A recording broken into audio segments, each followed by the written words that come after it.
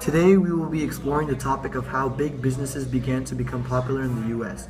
Most businesses used to be owned directly by one person. As advances in technology were made, however, many people turned their businesses into corporations to raise money. A corporation is a business owned by investors who buy part of the company through shares of stock. Corporations raised large amounts of money, and a few giant ones dominated American industry, such as the oil and steel industries.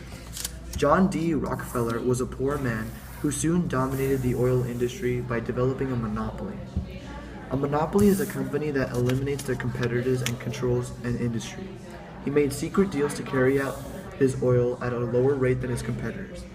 Finally, he built a trust with other competitors, which eventually controlled 95% of all oil refining in the US.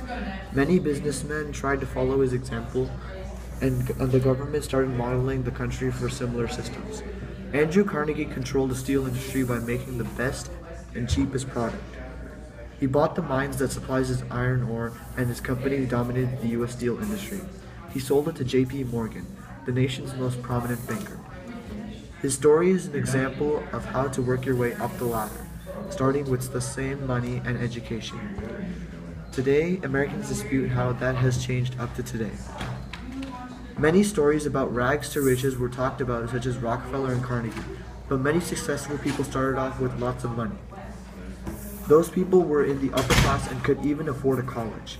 So writers call this era of great wealth the Gilded Age. A guild is something covered with a gold leaf, but those rich people also had problems such as corruption. Today, those problems have escalated quickly, which is why it's important to know the history of American growth of big companies. Meanwhile, the South had difficulty recovering and was forced into debt.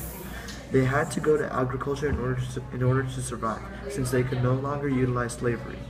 Northern industries greedily utilized the South, causing the South to retain the task of agriculture. Our three questions are: who controlled the oil and steel industries? What was the Gilded Age? How did Rockefeller cleverly get all his money?